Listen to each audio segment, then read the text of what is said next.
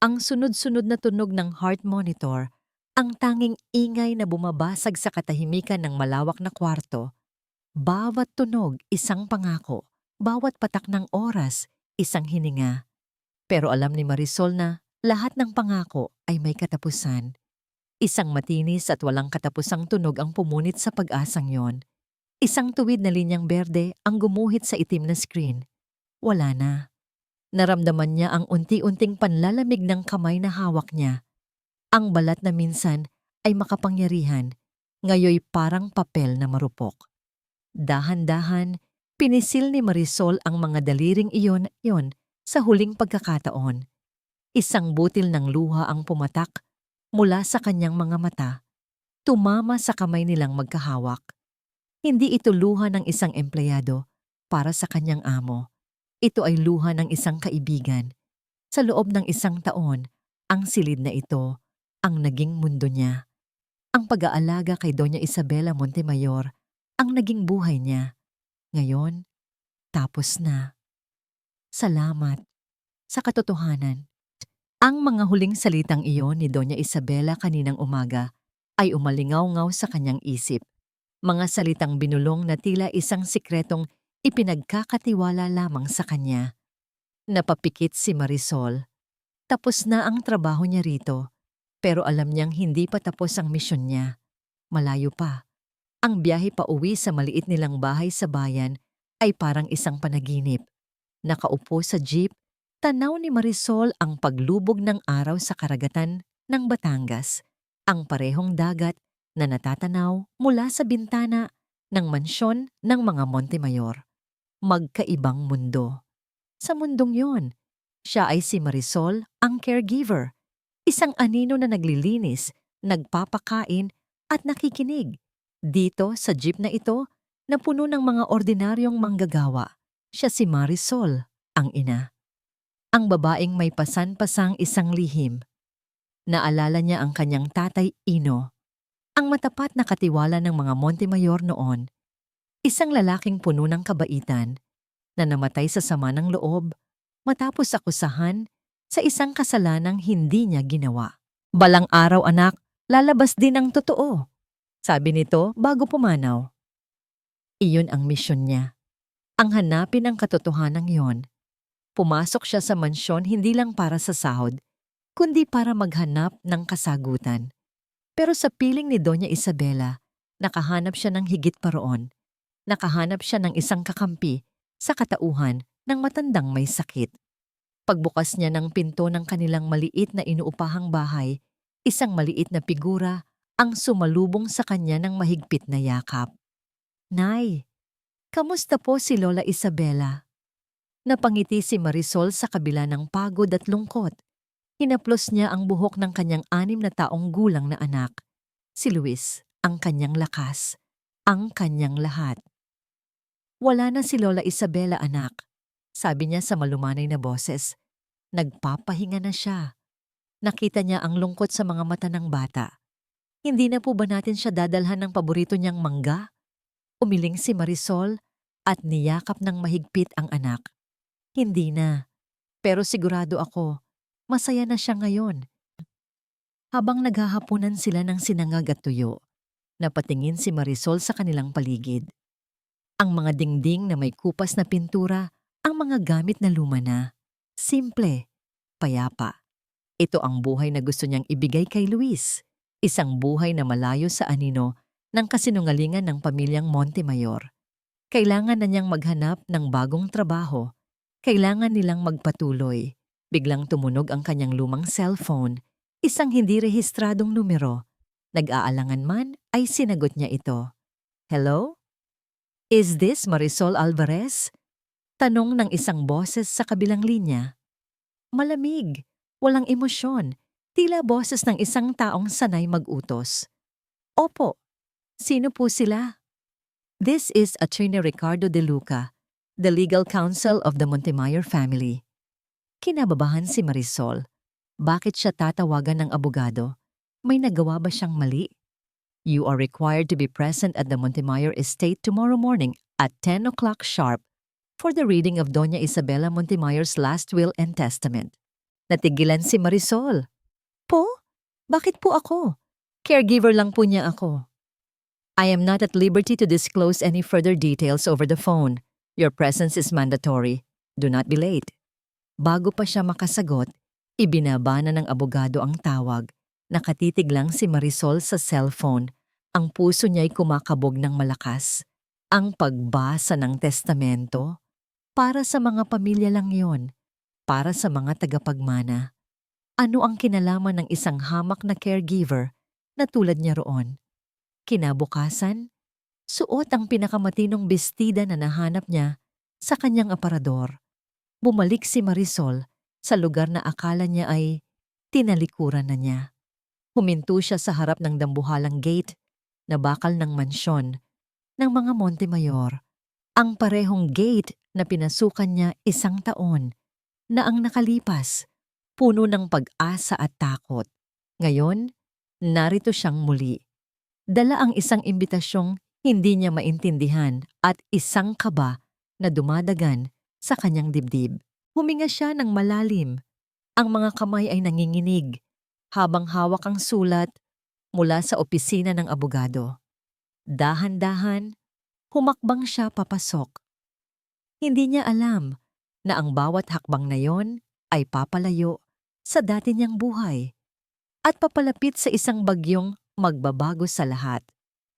Ang sala ng mansyon ng mga Montemayor ay malamig, tulad ng isang museo.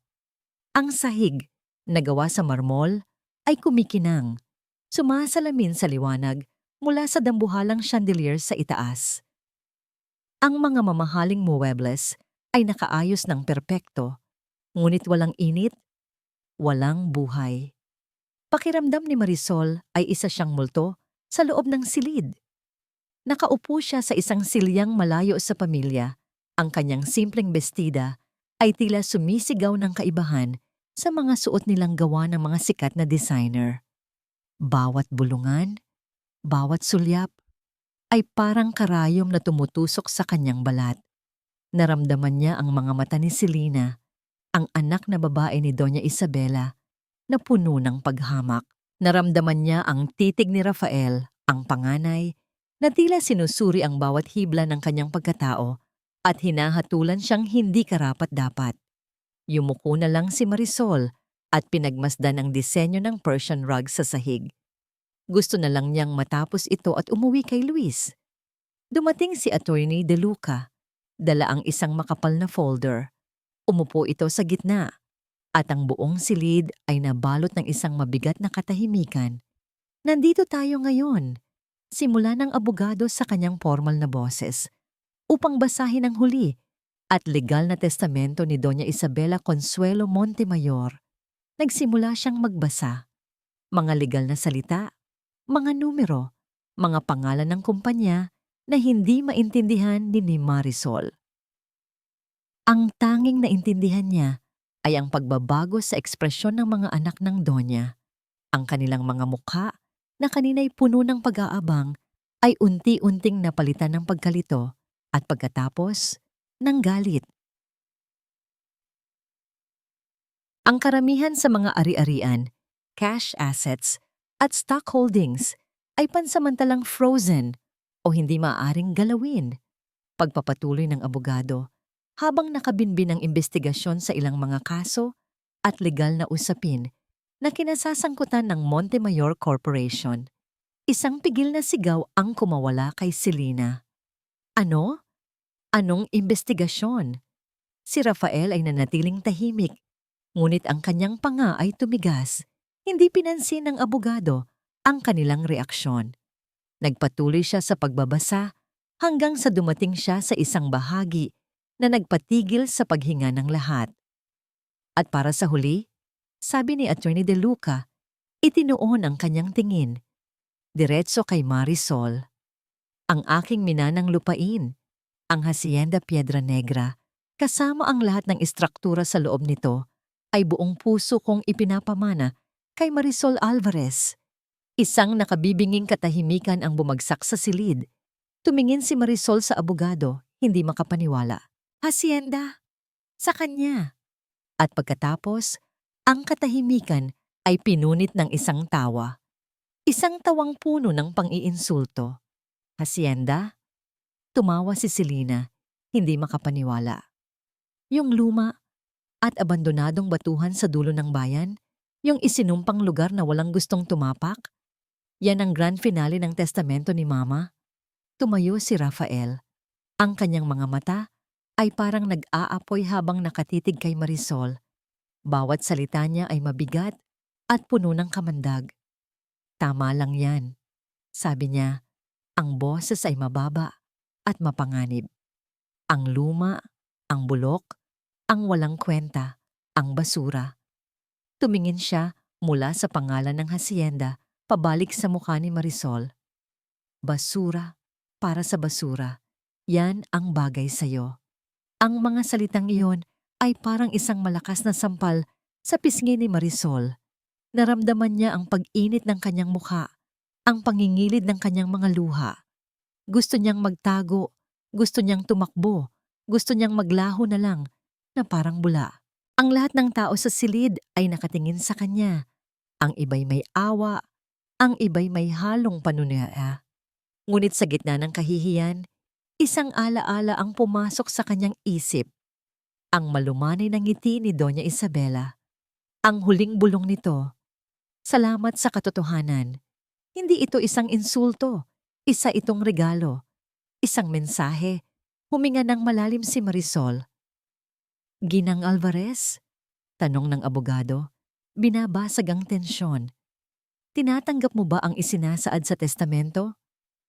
Dahan-dahan, itinaas ni Marisol ang kanyang ulo. Nilabanan niya ang pagnanasang yumuko.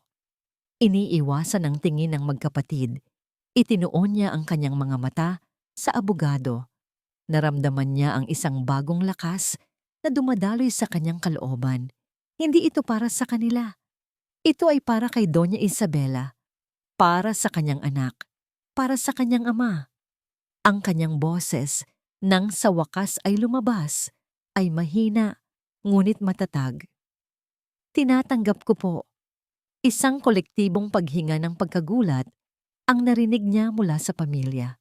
Ngunit hindi na lumingon si Marisol. Tumayo siya, nagpasalamat sa abogado at nagsimulang maglakad palabas ng silid, taas noo.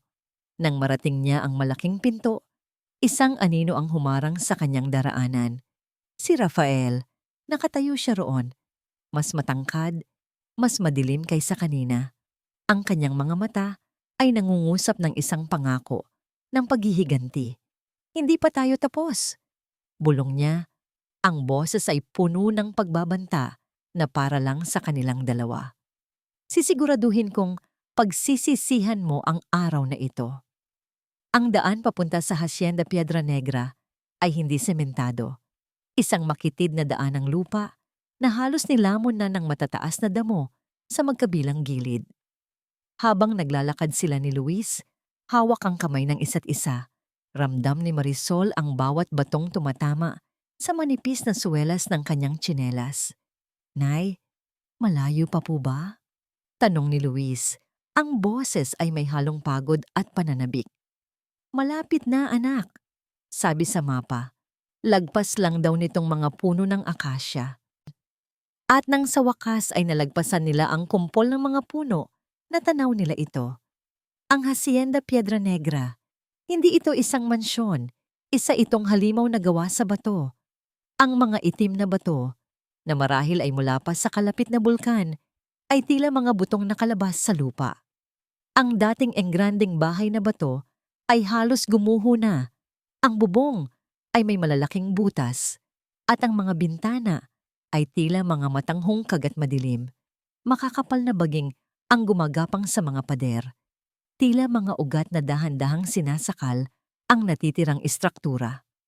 Narinig ni Marisol ang mahinang paghikbi ni Luis. Dito po ba yung bahay na bigay ni Lola Isabela? Napalunok si Marisol. Ang pang-iinsulto ni Rafael ay bumalik sa kanyang alaala. Basura para sa basura. Dito, sa harap ng naghihingalong hasyenda, pakiramdam niya ay totoo ang mga salitang yon. Isang malakas na hangin ang umihip, nagdadala ng amoy ng lupa at nabubulok na kahoy. Pakiramdam niya ay may lungkot na bumabalot sa buong lugar. Isang sumpa, gaya ng sabi ni Selena. "Papasok tayo, Nay?" tanong ni Luis, humihigpit ang hawak sa kanyang kamay. Huminga ng malalim si Marisol, pinipilit na magpakatatag para sa kanyang anak. "Oo naman, anak. Ating-ating na to. Tingnan natin kung ano ang nasa loob." Ang malaking pintuan na gawa sa kahoy ay hirap nilang naibukas.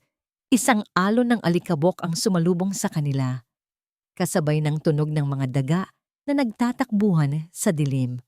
Ang loob ay mas malala pa. Puno ng agyo ang bawat sulok. Ang mga gamit na nababalutan ng puting tela ay tila mga kaluluwang naghihintay. "Nay, dito na po ba tayo titira?" Ang inosenteng tanong ni Luis ay parang patalim na tumusok sa puso ni Marisol. Paano niya sasabihin sa anak na ang pamana sa kanila ay isang bunton ng basura, na ang kinabukasan nila ay kasing dilim ng loob ng bahay na ito? "Hindi pa natin alam, anak. Aayusin muna natin, ha?" sabi niya. Pilit pinapasigla ang boses. "Tara, tulungan mo si nanay maglinis." Nagsimula sila sa maliit. Itinabi ni Marisol ang mga sirang upuan. Pinunasan ni Luis ang alikabok sa isang maliit na mesa gamit ang kapiraso ng basahan. Sa kabila ng kalumaan, nakita ni Marisol ang mga bakas ng dating karangyaan, ang matataas na kisame, ang malalapad na bintanang salamin. Sa isang sulok, may isang mataas at antigong aparador ng libro. Gawa ito sa matigas na kahoy na narra, ngunit puno na ng anay ang mga paa. Sinubukan itong itulak ni Marisol para walisin ang likod. "Tulungan po kita, Nay," sigaw ni Luis, at itinulak din ang aparador gamit ang kanyang munting lakas. Nang biglang, dahil sa kalumaan, bumigay ang isang paa ng aparador. Sa isang nakabibinging dagundong, ang buong aparador ay tumagilid at bumagsak pasulong. Mabilis na naitulak ni Marisol si Luis palayo. Gumulong sila sa sahig habang ang mga lumang libro at alikabok ay nagsiliparan sa hangin. "Luis, okay ka lang, anak?" Gulat na tanong ni Marisol. Niyugyog ang balikat ng bata. "Oo po, Nay," sabi ni Luis, umuubo dahil sa alikabok. Nakahinga ng maluwag si Marisol. Ngunit nang tumingin siya sa lugar kung saan dating nakatayo ang aparador, may napansin siyang kakaiba. Sa pader na pinagsandalan nito, may isang bahagi na hindi gaanong maalikabok, isang perpektong parihaba. At sa gilid nito, isang maliit na siwang na hindi dapat naroroon. Kinakabahan, lumapit siya. Ginamit niya ang kanyang mga daliri para kapain ang siwang. Naramdaman niya ang isang malamig na bakal, isang bisagra. Hindi ito pader, pintuan ito. Tinawag niya si Luis. "Anak, tulungan mo ulit si nanay. Tulak natin to." Pinagsama nila ang kanilang lakas. Sa una, ayaw gumalaw ng pader. Ngunit sa patuloy nilang pagtulak, may narinig silang isang kalansing. At dahan-dahan, sa isang mahinang langit-ngit, ang bahagi ng pader ay bumukas papasok. Isang bugso ng hangin na mas luma at mas malamig ang humampas sa kanilang mukha. Galing ito sa isang madilim na espasyo sa likod ng pader. "Wow! Secret door!" bulalas ni Luis. Ang takot ay napalitan ng pagkamangha. Ngunit para kay Marisol, hindi ito pagkamangha. Kaba ang kanyang naramdaman. Isang pakiramdam na may matutuklasan siyang isang bagay na matagal nang dapat nakabaon sa limot. Ginamit niya ang flashlight ng kanyang cellphone para tanglawan ang loob. Isa itong maliit na silidaklatan o opisina. Hindi ito naabot ng pagkabulok na sumira sa ibang bahagi ng bahay. Ang hangin sa loob ay hindi gumagalaw, na parang ang oras ay tumigil dito. Maraming taon na ang nakalipas. Madilim at puno ng alikabok. Ngunit sa gitna ng silid, sa ibabaw ng isang malaking mesa na gawa sa kahoy na sulihiya, may dalawang bagay na nakakuha ng kanyang pansin. Isang salansa ng mga kwadernong nababalutan ng katad, ang mga pahina ay naninilaw na. At sa tabi nito, isang baul na bakal, kinakalawang at mahigpit na nakakandado. Dahan-dahan siyang humakbang papasok, ang bawat yabag ay tila umieko sa katahimikan. Ang pakiramdam niya'y isa siyang magnanakaw na nakapasok sa isang sagradong lugar. Lumapit siya sa mesa, ang kanyang anino ay sumasayaw sa ilaw ng flashlight. Ramdam niya ito, ang mga sagot na hinahanap niya, ang katotohanang binabanggit ni Doña Isabela. Nandito lahat sa silid na ito. Hindi na nila inintindi ang dilim o ang alikabok. Isinara ni Marisol ang sikretong pinto at sa liwanag lang ng kanyang cellphone, umupo siya sa isang silyang puno ng agiw sa loob ng nakatagong opisina. Si Luis, pagod sa maghapong paglalaro at paglilinis, ay nakatulog na sa isang tumpok ng mga lumang basahan sa sahig.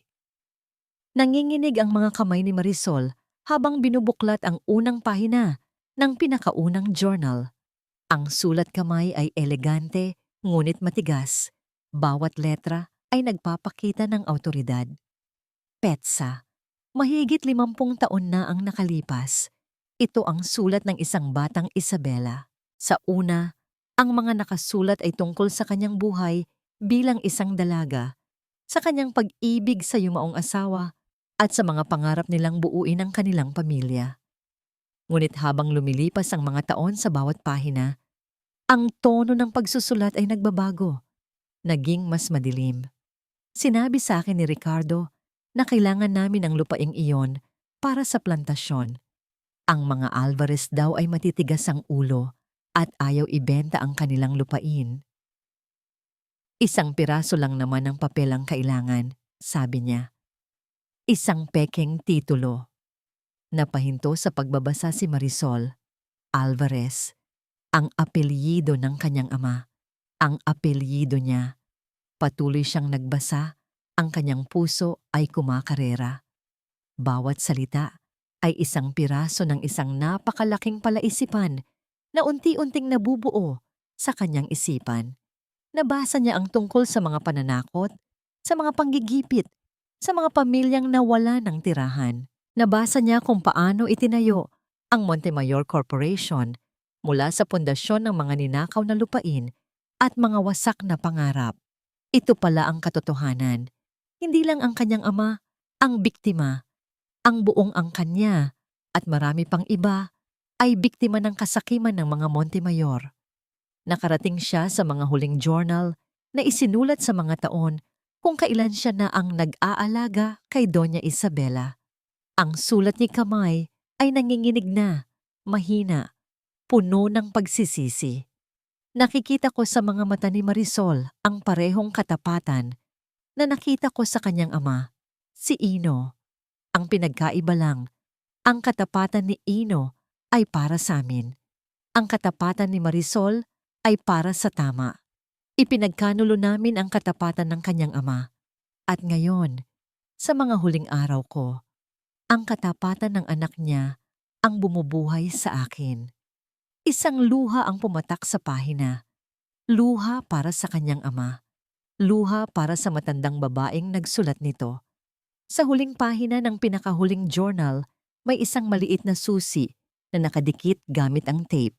Sa ilalim nito, may isang maikling sulat. Para sa baul. Para sa hustisya. Kinuha ni Marisol ang nanginginig na susi.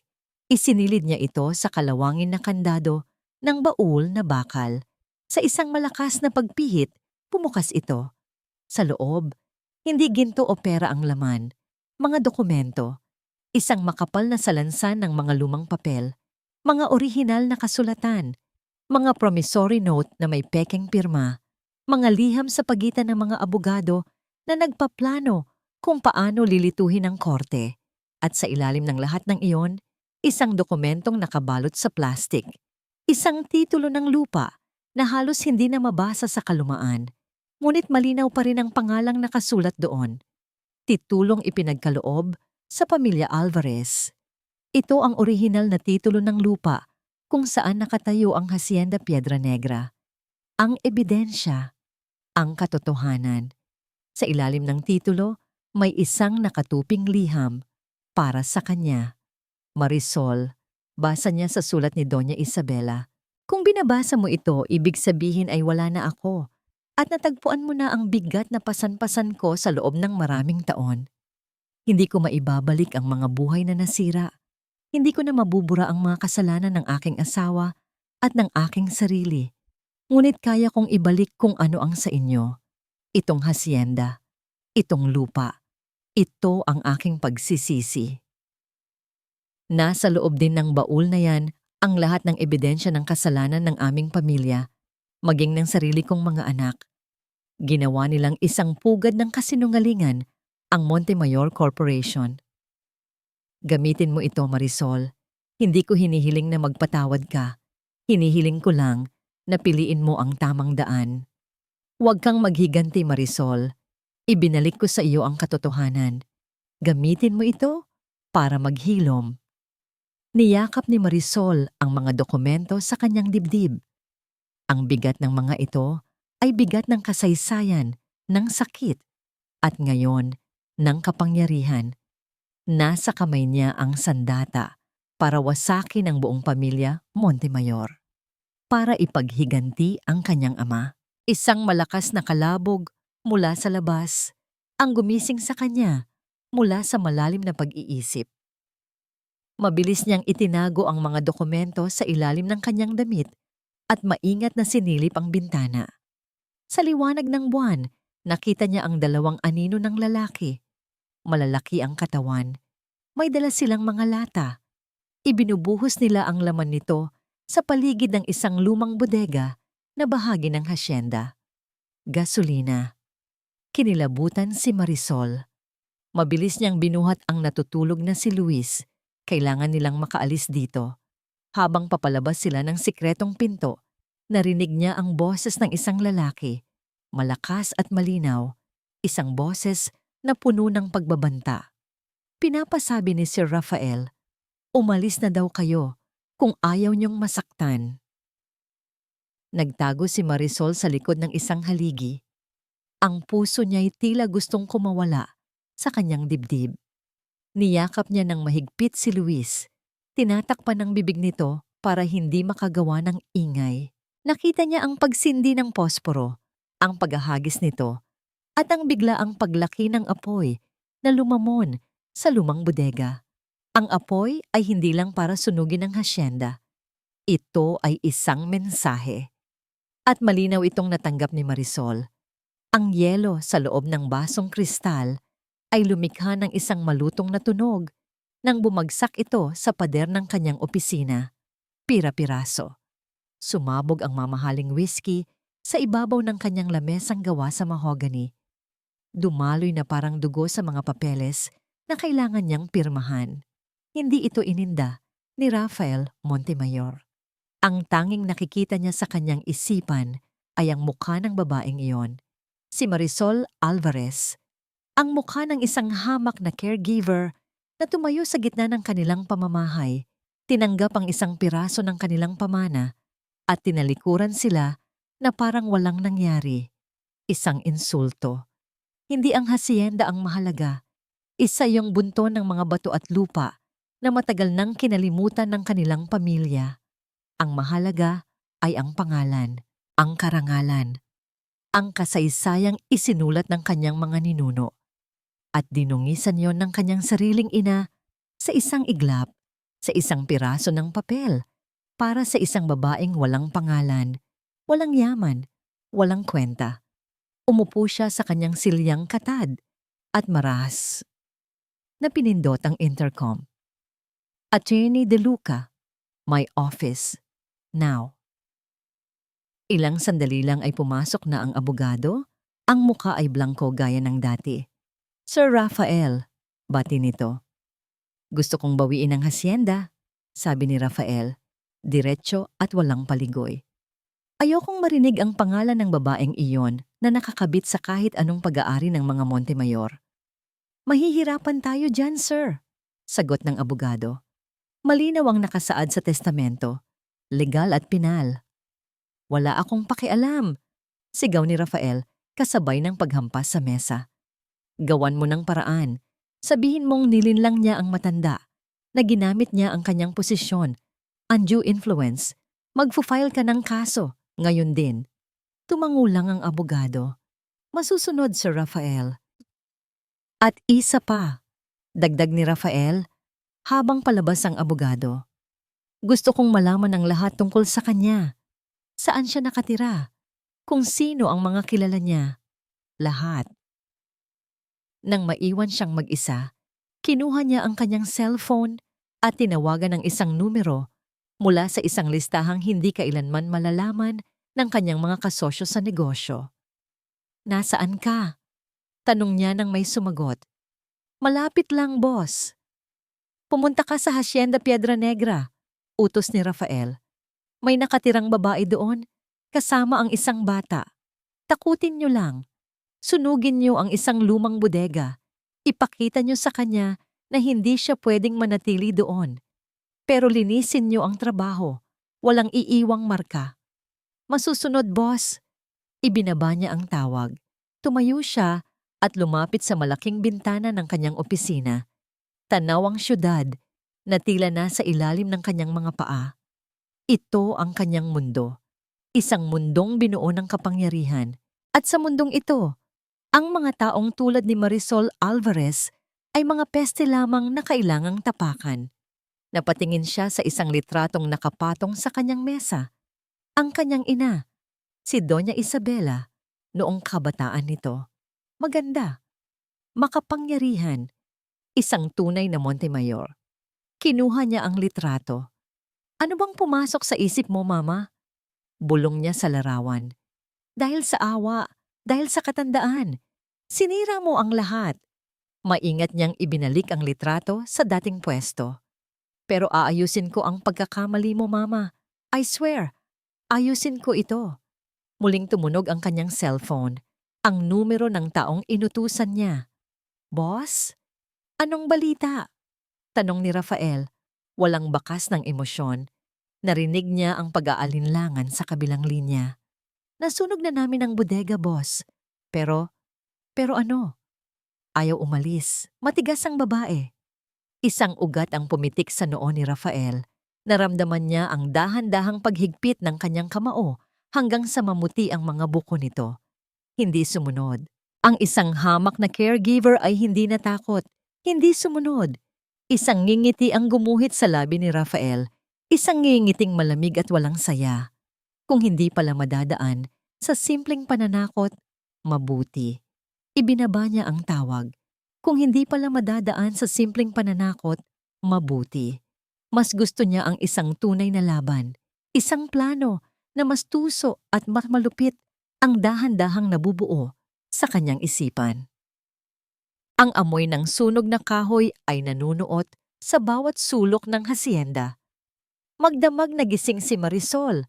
Yakap-yakap ang nanginginig na si Luis sa isang sulok ng sikretong silid. Bawat kaluskos sa labas, bawat ihip ng hangin ay nagpapatindig ng kanyang balahibo. Ang apoy ay namatay na, ngunit ang takot na sinindihan nito sa kanyang puso ay patuloy na nagliliyab. Hindi na ito simpleng panlalait. Isa na itong malinaw na pagbabanta. Hindi titigil si Rafael hanggat hindi niya nakukuha ang gusto niya. Pera, kapangyarihan. Kaya niyang gawin ang lahat. Pwede silang tumakbo, iwanan ang lahat at magtago. Ngunit alam niyang hahanapin sila ni Rafael. At paano na ang hustisya para sa kanyang ama? Paano na ang huling habilin ni Doña Isabela? Napatingin siya sa baul na bakal na nasa paanan niya. Ang bigat ng katotohanan, ang bigat ng responsibilidad.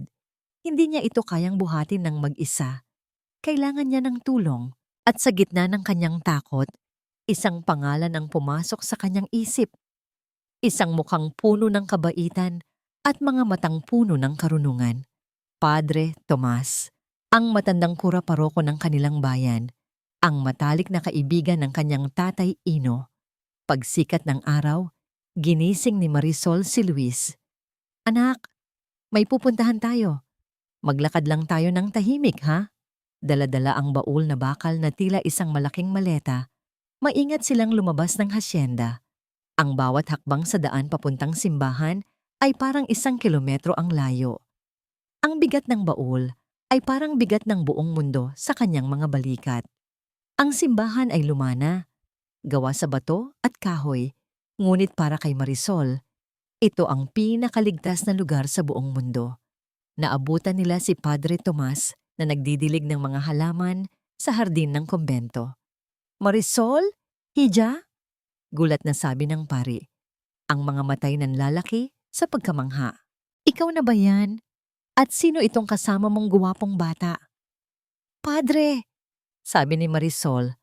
Ang boses ay nanginginig sa pagod at kaba. "Ako po si Marisol, anak ni Ino, at ito po si Luis, anak ko. Kailangan ko po ng tulong ninyo." Nakita ng pari ang takot sa kanyang mga mata at ang bigat ng kanyang daladala. "Halika, pumasok kayo sa loob. Ipagtitimpla ko kayo ng mainit na tsokolate." Sa loob ng maliit na opisina ng pari, na amoy kandila at lumang papel, ikinuwento ni Marisol ang lahat. Mula sa pag-aalaga niya kay Doña Isabela, sa testamento, sa pagtuklas sa sikretong silid, hanggang sa panununog kagabi. Walang imik na nakinig si Padre Tomas. Pagkatapos, inilapag ni Marisol ang baul sa mesa at binuksan ito. Inilabas niya ang mga journal at ang mga dokumento. Kinuha ng pari ang isang journal at nagsimulang magbasa. Nakita ni Marisol ang pagbabago sa kanyang mukha. Ang pagtataka ay naging pagkabigla. Ang pagkabigla ay naging lungkot. At ang lungkot ay naging isang tahimik na galit. Binuklat niya ang mga dokumento, ang kanyang mga kamay ay marahang nanginginig habang hinahawakan ang mga lumang titulo at kasulatan. Paminsan-minsan ay napapapikit siya na tila dinadama ang sakit na nakasulat sa bawat papel. Nang matapos siya, marahan niyang isinara ang journal. Tumingin siya kay Marisol. Ang kanyang mga mata ay puno ng awa at pag-unawa. "Ngayon naiintindihan ko na," bulong niya. Ang huling kumpisal ni Isabela, hindi sa salita, kundi sa gawa. Itinukod niya ang kanyang mga siko sa mesa at ipinatong ang kanyang ulo sa kanyang mga kamay. "Matagal ko nang naririnig ang mga bulungan," sabi niya, "tungkol sa mga inhustisya, sa mga lupang nawala. Ngunit wala kaming patunay, mga bulungan lang na tinatangay ng hangin." Tumingin siya muli kay Marisol at sa pagkakataong ito, may determinasyon sa kanyang mga mata. Inabot niya ang kamay ni Marisol na nakapatong sa mesa. "Ito ay isang mabigat na krus, Hija," sabi niya. Ang kanyang boses ay matatag, "pero hindi ka na nag-iisa." Naramdaman ni Marisol ang pag-init ng kanyang mga mata. Sa wakas, isang kakampi, isang taong naniwala. Kinuha muli ni Padre Tomas ang isa sa mga journal at binuklat ito sa isang partikular na pahina. Isang listahan ng mga apelyido at mga pangalan ng lugar. Itinuro niya ito. "Ang unang hakbang," sabi ng pari. Ang kanyang boses ay puno ng isang bagong lakas. "Ay hanapin ang mga pamilyang ito. Sila ang buhay na testigo ng kasalanan ng mga Montemayor." Sa tulong ni Padre Tomas, nagbago ang lahat. Ang takot na bumabalot kay Marisol ay napalitan ng determinasyon. Hindi na siya nag-iisa. Ang simbahan ang naging kanlungan nila ni Luis. Ang mga dokumento ay itinago ng pari sa isang ligtas na lugar. Sa loob ng 1 linggo, tahimik silang kumilos. Binisita nila isa-isa ang mga pamilyang nakalista sa journal. Mga apo at kaapu-apuhan na ng mga orihinal na biktima. Sa una, puno sila ng pag-aalinlangan at takot. Ang pangalan ng mga Montemayor ay sapat na para manahimik ang kahit sino.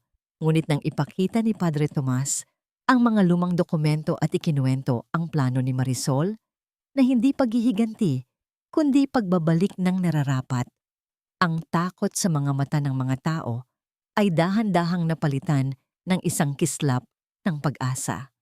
Isang hapon, nagpatawag si Marisol ng isang munting pagpupulong sa bakuran ng simbahan. Dumating ang iilang pamilya, mga mukha'y kulubot na sa hirap at pag-aalala. Nandoon din ang ilang mga mausisang kapitbahay. Tumayo si Marisol sa harapan, si Padre Tomas sa kanyang tabi. Ito ang unang pagkakataon na magsasalita siya sa harap ng maraming tao. Nanginginig ang kanyang mga tuhod, ngunit nang makita niya ang mukha ng mga taong ito, mga mukhang nagpapaalala sa kanyang ama, nahanap niya ang kanyang boses. Hindi po ako politiko, hindi po ako abogado. Panimula niya, ang boses ay mahina, ngunit malinaw. Ako po si Marisol Alvarez. Katulad po ninyo, isa rin po akong biktima ng kasakiman. Ikinuwento niya ang tungkol sa habilin ni Doña Isabela. Hindi niya binanggit ang mga krimen. Sa halip ay ipinaliwanag niya ang pagsisisi ng matanda. Ang Hacienda Piedra Negra ay ibinalik sa akin. Pagpapatuloy niya, hindi para angkinin, kundi para ibahagi. Bilang unang hakbang, isang bahagi po ng lupain ng hacienda ang ibibigay natin para sa pagpapatayo ng isang maliit na klinika na magbibigay ng libreng serbisyo para sa lahat. Nagkaroon ng bulungan sa mga tao. Isang libreng klinika? Imposible. Ngunit hindi pa tapos si Marisol. At may isa pa po. Sabi niya, tinawag niya ang isang matandang mag-asawa na nakaupo sa harap. Si Lolo Kiko at Lola Nena. Ang kanilang pamilya ang unang pangalan sa listahan. Lolo Kiko, Lola Nena. Sabi ni Marisol, inaabot sa kanila ang isang folder. Ayon po sa mga dokumento, ang lupang kinatitirikan ng inyong bahay ngayon na inuupahan ninyo sa mga Montemayor ay pag-aari noon pa ng inyong mga ninuno. Nanginginig ang mga kamay ni Lolo Kiko habang binubuksan ng folder. Sa loob nito ay isang bagong titulo ng lupa, malinis at opisyal, nakapangalan sa kanila. Ibinabalik ko po sa inyo kung ano ang sa inyo. Sabi ni Marisol. Ang boses ay nagluluha. Napatayo si Lolo Kiko. Hindi makapaniwala. Hinawakan niya ang titulo na parang isang banal na bagay. At pagkatapos, sa harap ng lahat, ang matandang lalaki ay lumuha. Napaluhod ito sa lupa. Hindi dahil sa utos, kundi dahil sa bigat ng emosyong hindi na niya kayang dalhin. Ang eksenang yon ay mas malakas pa sa kahit anong salita.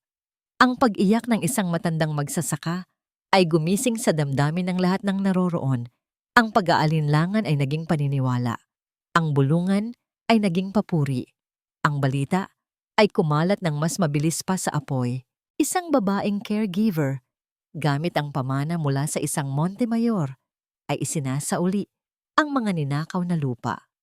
Ang kwento ay nakarating sa lokal na radyo, sa mga social media, at di nagtagal, sa mga opisina ng malalaking kumpanya sa Maynila.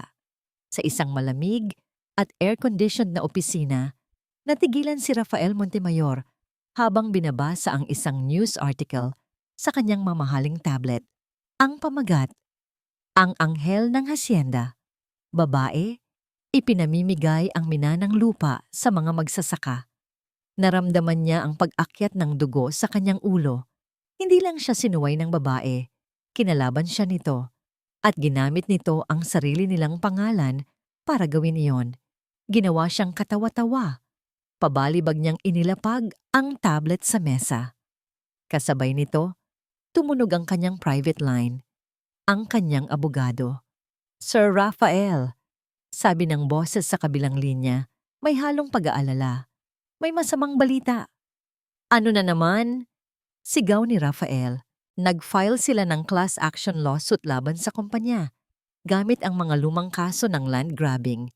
Mukhang may hawak silang matibay na ebidensya. Napatayo si Rafael. Sino ang mga testigo? Narinig niya ang malalim na paghinga ng abogado sa kabilang linya. Ang testigo nila ay ang buong baryo. Sa unang pagkakataon, sa loob ng maraming taon, ang Hacienda Piedra Negra ay napuno ng tunog ng pag-asa.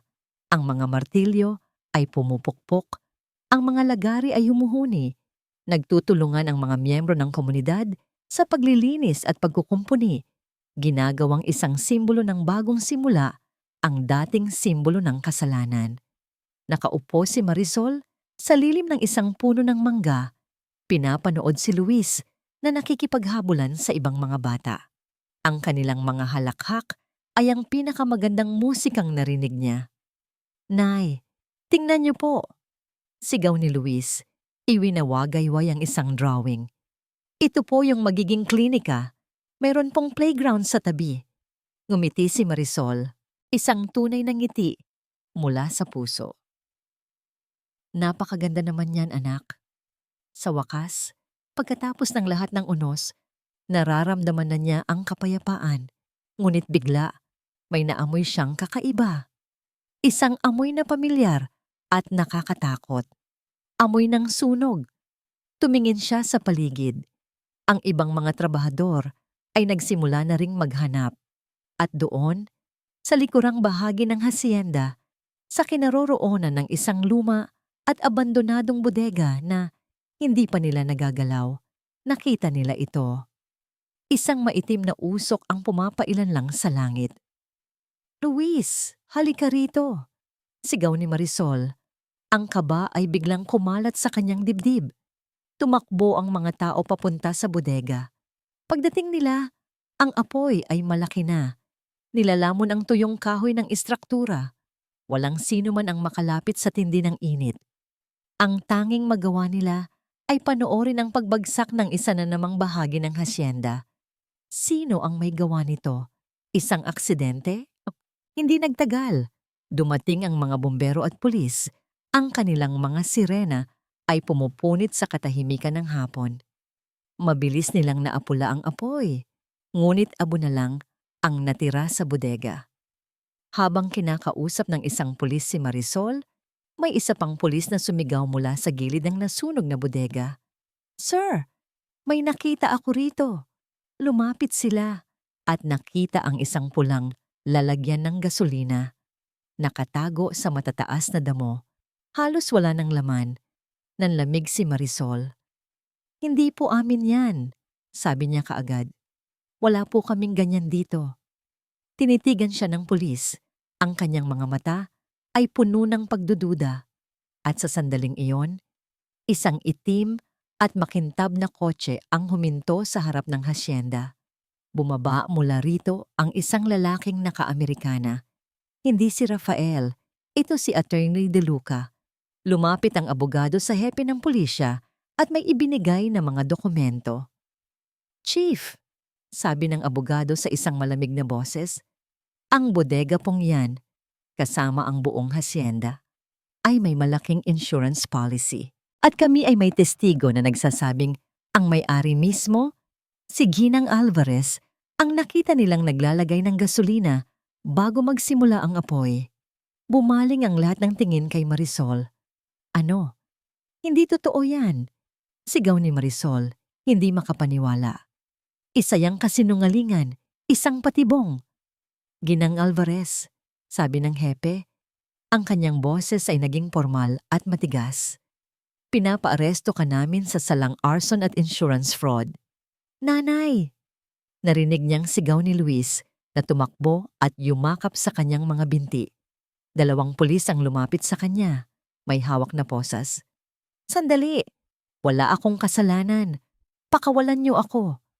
Pagpupumiglas ni Marisol, ngunit malakas sila. Naramdaman niya ang malamig na bakal sa kanyang mga pulso. Ang isang matinis na click na tunog ay parang isang hatol ng kamatayan. Nakita niya ang mga mukha ng mga taong tumulong sa kanya. Ang kanilang pag-asa ay napalitan ng pagkalito, ng pagdududa, ng awa. Ngunit ang pinakamasakit sa lahat ay ang makita ang kanyang anak. Ang mukha ni Luis ay basang-basa sa luha. Ang mga matay puno ng takot at hindi pagkakaintindi. "Nanay, saan ka po nila dadalhin?" Humikbi ang bata. Pinilit ni Marisol na lumuhod kahit na nahihirapan dahil sa posas. Hinaplos niya ang pisngi ng kanyang anak gamit ang likod ng kanyang kamay. Pinilit niyang ngumiti sa kabila ng sarili niyang mga luha. "Babalik si nanay, anak," bulong niya. Ang boses ay basag. "Maging matatag ka. Mahal na mahal ka ni nanay." Hinila na siya patayo ng mga pulis. at sinimulang igiya papunta sa police car. Bawat hakbang palayo kay Luis ay parang 1,000 karayom na tumutusok sa kanyang puso. Nakatayo si Marisol sa loob ng isang malamig at madilim na selda. Amoy kalawang at kawalan ng pag-asa. May isang maliit na bintana na may mga rehas na bakal, ngunit ang tanging nakikita niya ay isang piraso ng pader sa labas. Nawala na ang lahat, ang tiwala ng mga tao, ang hasyenda, ang kanyang kalayaan. Si Rafael, nanalo siya. Napaupo siya sa matigas na semento, isinandal ang kanyang ulo sa malamig na pader, wala nang natira. Ang pag-asa na minsang nagliyab ng napakaliwanag sa kanyang puso ay tuluyan ng namatay, iniwan siyang mag-isa sa nakabibinging dilim. Ang courtroom ay puno at tahimik. Bawat ubo, bawat kaluskos ng papel ay umieko sa loob ng silid. Nakaupo si Rafael Montemayor sa tabi ng kanyang abogado. Suot ang kanyang pinakamahal na suit. Kalmado ang kanyang itsura. May kumpiyansa. Perpekto ang takbo ng kanyang plano. Ang mga pekeng testigo ay nakapagbigay na ng kanilang salaysay. Ang mga pekeng ebidensya ay naipresinta na. Ang babaeng caregiver ay nasa kabilang panig. Mukhang talunan at pagod. Ilang sandali na lang, tapos na ang lahat. Si Marisol ay nakaupo sa tabi ni Padre Tomas na nagsisilbing kanyang moral na suporta. Pakiramdam niya ay isang manunood lang siya sa sarili niyang pagguho. Ang lahat ng ebidensya ay laban sa kanya.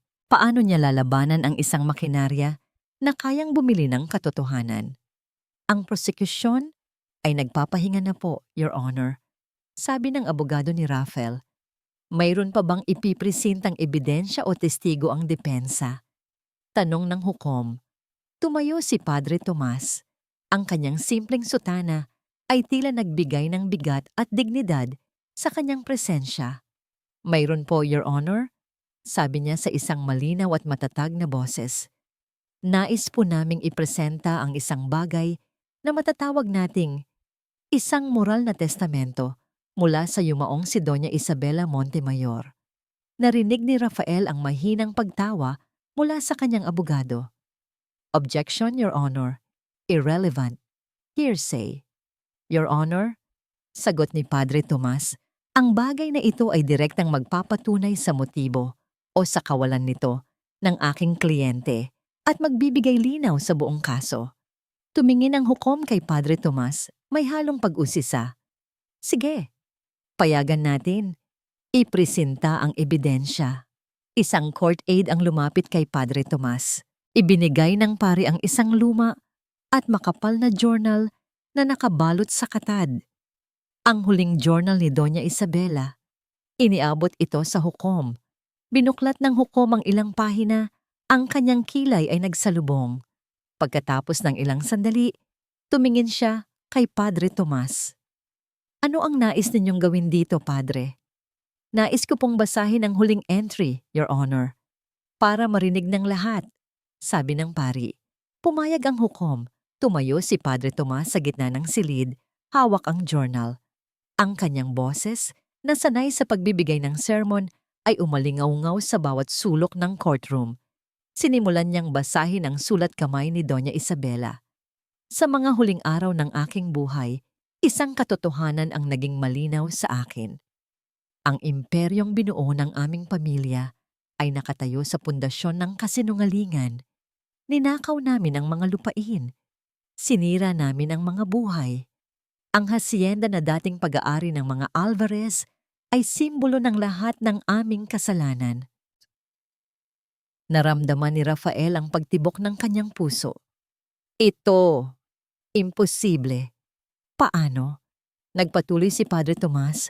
Ang kanyang boses ay tumataas, puno ng emosyon. Ibinabalik ko ang Hacienda Piedra Negra kay Marisol Alvarez, hindi bilang isang regalo, kundi bilang isang pag-amin sa aming kasalanan. Siya ang tunay na tagapagmana ng lupang iyon. Ang perang itinabi ko ay hindi para sa kanya, kundi para sa komunidad na aming sinaktan. Ito ang aking huling kumpisal. Ang aking pagsisisi. Isang nakabibinging katahimikan ang bumalot sa silid. Ang tingin ng lahat ay napunta kay Rafael. Ang kanyang mukha, na kanina'y puno ng kumpiyansa, ay unti-unting namutla. Ang kalmadong ekspresyon ay napalitan ng pagkalito, pagkatapos ay pagtanggi, at sa huli, ng purong takot. At ang pinakahuli, Your Honor, pagtatapos ni Padre Tomas, tinitingnan ng diretso si Rafael. Alam kong susubukan ng aking anak na si Rafael na bawiin ito. Ang kanyang pagmamataas ay ang kanyang magiging kapahamakan. Patawarin nawa siya ng Diyos dahil sa kanyang mga mata, ang karangalan ay mas mahalaga kaysa sa katotohanan. Isinara ng pari ang journal. Ang tunog nito ay parang isang malakas na paghatol. Ang mga pekeng testigo ni Rafael ay hindi na makatingin. Ang kanyang abogado ay napayuko. Alam na tapos na ang laro. Ang lahat ng kasinungalingan na maingat na binuo ni Rafael ay gumuho sa isang iglap sa pamamagitan lamang ng mga salita ng kanyang sariling ina mula sa libingan. Tumayo ang hukom. Ang kanyang muka ay seryoso at hindi maipinta. Ang lahat ng akusasyon laban kay Ginang Marisol Alvarez ay ibinabasura dahil sa kawalan ng merito. Sabi niya, ang kanyang boses ay parang isang malakas na dagundong. Iniuutos din ng korteng ito ang isang full-scale criminal investigation sa Montemayor Corporation para sa mga alegasyon ng land grabbing, perjury at obstruction of justice laban kay G. Rafael Montemayor. Ang tunog ng gabel ng hukom ay pumukpok ng 3 beses. Bawat tunog ay isang pako sa kabaong ng imperyo ni Rafael. Isa-isang nagsitayuan ang mga kasosyo sa negosyo ni Rafael na nanonood sa likuran. Umalis sila ng walang lingon-lingon, iniiwan siyang parang isang kapitan ng isang lumulubog na barko. Naiwan si Rafael na nakaupo mag-isa sa kanyang silya sa gitna ng isang courtroom na unti-unti nang nawawala ng tao. Ang mga pader ay tila papalapit sa kanya. Sinasakal siya. Ang katahimikan ay mas maingay pa kaysa sa mga sigaw. Wala na ang pera. Wala na ang kapangyarihan. Wala na ang pangalan. Isang pangalan na lang ang paulit-ulit na umalingaw-ngaw sa kanyang isipan. Isang pangalan na sinubukan niyang wasakin, ngunit sa huli, ang siyang nagwasak sa kanya. Marisol, bulong niya sa kawalan. 6 na buwan ang lumipas. Ang Hacienda Piedra Negra ay hindi na isang bunton ng mga itim na bato at gunita ng kalungkutan. Ito na ngayon ay isang lugar ng buhay. Ang dating gumuhong bahay na bato ay naging isang maliwanag at mahangin na community center. Sa isang bahagi nito, naroon ang bagong bukas na klinika kung saan ang mga voluntaryong doktor ay nagbibigay ng libreng konsultasyon. Ang malawak na bakuran ay isa ng luntiang hardin ng mga gulay na pinangangalagaan ng mga pamilyang minsang nawalan ng lupa. At sa gitna ng lahat, maririnig ang pinakamatamis na tunog sa lahat. Ang halakhak ng mga bata. Nakaupo si Marisol sa isang bagong gawang upuang kahoy sa ilalim ng puno ng mangga. Pinapanood si Luis at ang mga kalaro nito na nagtatakbuhan sa damuhan. Hindi na siya ang babaeng laging nakayuko. Ang kanyang mga balikat ay tuwid. Ang kanyang mga mata ay may kislap ng kapayapaan. Siya kasama si Padre Tomas at isang konseho ng mga miyembro ng komunidad ang namamahala ngayon sa foundation na itinayo mula sa pondong ipinagkatiwala ni Doña Isabela. Hindi na siya isang caregiver na nag-aalaga ng isang tao. Isa na siyang tagapag-alaga ng isang buong komunidad. Isang anino ang tumabon sa kanya. Tumingala siya at nakita ang isang lalaki. Payat, magulo ang buhok. Ang kanyang mga damit ay simple at halatang luma na. Ang dating kumpiyansa at pagmamataas sa kanyang mga mata ay wala na. Napalitan ito ng isang malalim na pagod at hiya. Si Rafael Montemayor. Napatayo si Marisol, hindi sa takot, kundi sa pagkagulat. Ang huling balita niya tungkol dito ay naibenta na ang lahat ng ari-arian ng pamilya para bayaran ang mga kaso at mga utang. Nawala ito na parang bula. Nagkatinginan sila sa loob ng ilang sandali. Walang nagsasalita. Ang hangin ay napuno ng mga salitang hindi kayang bigkasin. At pagkatapos, sa harap ni Marisol, sa harap ng mga taong minsan niyang hinamak, dahan-dahang lumuhod din si Rafael. Ipinatong niya ang kanyang mga kamay sa lupa at yumuko hanggang sa halos sumayad na ang kanyang noo sa damuhan. Patawad. Narinig ni Marisol ang kanyang basag na bulong. Marisol, patawarin mo ako. Ang mga tao sa paligid ay nagsimulang magbulungan. Ang iba ay may galit sa kanilang mga mata. Ang iba ay may awa. Lumapit si Marisol sa kanya. Hindi siya umupo para maging kapantay nito. Hinawakan niya ang balikat ni Rafael. Tumayo ka, Rafael, sabi niya sa isang mahinahon ngunit matatag na boses. Dahan-dahang nag-angat ng tingin si Rafael. Ang kanyang mga mata ay namumula at puno ng luha. Mga totoong luha sa unang pagkakataon. Sinira ko ang lahat. Ang buhay mo. Ang pangalan ng pamilya ko. Wala na akong babalikan. Tumingin si Marisol sa paligid, sa mga batang naglalaro, sa mga hardin na namumunga, sa klinikang nagbibigay ng lunas. Ang pagpapatawad ay hindi para kalimutan ang nakaraan. Sabi niya, inuulit ang mga salitang tila narinig na niya mula sa isang matandang kaibigan, kundi para bigyan ng pag-asa ang hinaharap. Hinila niya si Rafael patayo. Tumingin ito sa kanya, puno ng pagkalito. Kung gusto mong magsimula muli, sabi ni Marisol, magsimula ka rito. Itinuro niya ang isang bunton ng mga hollow blocks at mga pala sa isang sulok, kung saan itinatayo ang isang maliit na silid-aklatan. May bakante kaming trabahador. Ang sahod ay hindi malaki. Ang trabaho ay mabigat. Pero dito, ang bawat hollow block na bubuhatin mo ay isang paraan para itayo muli ang sarili mo. Nakatitig lang si Rafael, hindi makapagsalita. Isang alok ng awa? Hindi. Isang alok ng dignidad. Isang pagkakataon. Dahan-dahan, tumango siya. Isang simpleng tango na puno ng kahulugan. Iniwan siya ni Marisol doon at bumalik sa pagkakaupo sa ilalim ng puno. Maya-maya, nakita niya si Rafael. Hinubad nito ang kanyang maruming polo, itinabi, at nagsimulang bumuhat ng hollow blocks. Mabagal. Hirap. Ngunit ginagawa niya. Ang araw ay dahan-dahang lumulubog sa kanluran. Pinipintahan ang langit ng kulay kahel at lila. Ang sinag nito ay tumatama sa mukha ni Marisol. Napatingin siya kay Luis, na tumatakbo papalapit sa kanya. May dalang isang bulaklak ng gumamela. Niyakap niya ang kanyang anak ng mahigpit. Dito, sa lupang minsan ay naging saksi sa kasakiman at sakit, isang bagong hardin ang umuusbong. Isang hardin na dinidiligan hindi lang ng tubig, kundi ng pagpapatawad. Naintindihan na ni Marisol. Ang tunay na pamana na iniwan ni Doña Isabela ay hindi ang lupa o ang mga dokumento.